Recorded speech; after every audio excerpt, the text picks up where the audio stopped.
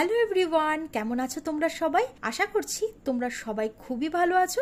আমরাও কিন্তু বেশ ভালো আছি। আজ কোথায় যাচ্ছি জানো? আজ যাচ্ছি একটা বিয়ে বাড়িতে। আরে বাবা, জানি অনেকদিন ব্লগ দেওয়া হয়নি। কি করব বলো, একে তো প্রচন্ড পরিমাণের গরম, তার মধ্যে আমি আছি একটা ল্যাথখোর মানুষ। ব্লগটা কিন্তু অনেকদিন আগেই আমি শুট করে রেখেছিলাম, কিন্তু ওই এডিট করতে পারছিলাম না, মানে ইচ্ছাই করছিল না, যার জন্য আর দেওয়া হয়নি। তোমাদের সঙ্গে কথা বলতে বলতে আমরাও কিন্তু বিয়ে বাড়িতে চলে এসেছি। আর এই বিয়ে বাড়িটা কিন্তু আমাদের বাড়ির প্রায় পাশেই ছিল, সেই জন্য খুব বেশিক্ষণ সময় লাগেনি। আর এটা ছিল আমাদের এক মাসির ছেলের বিয়ে। তো নতুন বউকে গিফটটা দেওয়ার পরে কিন্তু সোজা চলে এসেছি আমরা মকটেল কাউন্টারে। যখন আমি ভিডিওটা এডিট করছি তখনই আমি বুঝতে পারলাম যে বিয়ে বাড়িতে তো এসেছি, কিন্তু কাদের বিয়েতে এসেছি সেটাই তোমাদেরকে দেখানো হয়নি। কি আর করব বলো, গরম যা পড়েছে, তাই ভাবলাম তাড়াতাড়ি আগে মকটেল কাউন্টারে চলে আসা যাক আর কিছু ট্রাই করা যাক। তো আমরা চারজন চার রকমের নিয়েছিলাম। রাইয়ের পাপা রাই নিয়েছিল ভার্জিন মোহিতো, আমি নিয়েছিলাম আমপান্না, আর মিভান ওরকম কিছু একটা নিয়েছিল, ওটা অবশ্য আমি ভুলে গেছি। গরমের মধ্যে ঠান্ডা ঠান্ডা এই মকটেল খেতে কিন্তু ভীষণ ভালো লাগছিল। আর মকটেলটা খাওয়ার পর সোজা চলে এসেছিলাম আমরা বাইরে। আর এখানে বাদবাকি যে কাউন্টার গুলো সেগুলো ছিল, প্রথমে ছিল ফুচকা, তারপর ছিল কফি আর চিকেন পকোড়া, আর সঙ্গে ছিল দই লস্যি। ফুচকাটা আমরা আর খাইনি, সেটা একমাত্র মিভান খেয়েছিল, কারণ মিভান একমাত্র আছে যে বিয়ে বাড়িতে যায় ফুচকা খাওয়ার জন্য। মিভান ফুচকা খেতে প্রচন্ড ভালোবাসে, তাই যে কোনো বিয়ে বাড়িতে যাই ও ফুচকা খাওয়ার লোভে। এবার আমরা নিয়েছি 1 প্লেট করে চিকেন পকোড়া। পকোড়াগুলোও কিন্তু খেতে বেশ ভালো ছিল, তবে প্রচন্ড গরমের জন্য কফিটা আমরা খাইনি, সঙ্গে নিয়েছিলাম দই লস্যি। কিন্তু সেই সময় এতটা পরিমাণ ভিড় ছিল যে তোমাদেরকে আর দেখানো হয়নি। সবকিছু খাওয়া দাওয়ার পর এবার চলে এসেছি আমরা মেন কোর্সে। তা আমরা সবাই এখানে এক টেবিলের মধ্যেই বসে গেছি। একদিকে রাইয়ের পাপা বসেছে আর আরেকদিকে আমি, রাই আর মিভান বসে গেছি। খাওয়া দাওয়া শুরু করার আগে তোমাদেরকে একটু মেনু কার্ডটা দেখিয়ে দেই। আর যেহেতু আজকে বড় বউকে দেখাতে পারিনি, তো ভাবলাম এই ছবিটাই তোমাদেরকে এখানে দেখিয়ে দেই। ডেটটা দেখে নিশ্চয়ই তোমরা বুঝতে পারছো কতদিন আগের বিয়ে এটা। তো প্রথম পাতে আমাদের দিয়ে গেল ফিশ বাটার ফ্রাই বা বাটার ফিশ ফ্রাই, যেটাই বলো না কেন, সঙ্গে ছিল কাসুন্দি। খেতে খুবই ভালো ছিল, তবে একটু ঠান্ডা হয়ে গিয়েছিল। তবে একটা জিনিস কি, খাওয়ার জায়গায় লাইটটা এতটাই কম ছিল যে সবকিছু একটু কালো কালো লাগছিল দেখতে।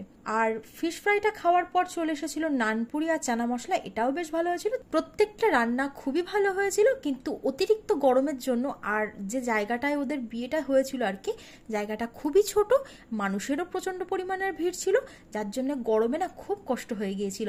সেই জন্য খাওয়ার এনার্জিটা একদম নষ্ট হয়ে গেছে। তো ভাবলাম আজকে ছোট্ট একটা ব্লগের মাধ্যমে তোমাদের সঙ্গে এটা শেয়ার করা যাক। কেমন লাগলো অবশ্যই কিন্তু কমেন্টে জানিও। এবার চলে এসেছে গরম গরম ভাত, সঙ্গে ছিল ডাল মুড়ো আর চিপস। এটা কিন্তু খেতে ভীষণ ভালো হয়েছিল। তারপর দিয়েছিল দই কাতলা, মাছটাও বেশ বড় ছিল আর খেতেও কিন্তু দুর্দান্ত লেগেছিল। তারপর দিয়েছিল স্যালাড আর ছিল মাটন কষা। মাটন আমি 2 পিসে নিয়েছিলাম, তবে একটা খেতে পেরেছি আর একটা খেতে পারিনি। সবশেষে নিয়েছিলাম চাটনি আর পাঁপড়। আর মিষ্টি তো আমরা কেউই নেইনি। শেষে ছিল আইসক্রিম। আইসক্রিমটা নিয়ে আমরা বাড়ি চলে এসেছিলাম। বাবারে বাবা, কি প্রচন্ড পরিমাণের গরম। আমরা বেশিক্ষণ দেরি করিনি, খাওয়া দাওয়াটা করেছি, করে ওখান থেকে বেরিয়ে চলে এসেছি। ভিতরে গিয়ে যে কারোর সঙ্গে দেখা করবো সেটাও আমরা করিনি, কারণ দাঁড়ানো যাচ্ছে না। আর এত প্রচন্ড পরিমাণে ভিড়, মানে গরম বেড়ে গেছে।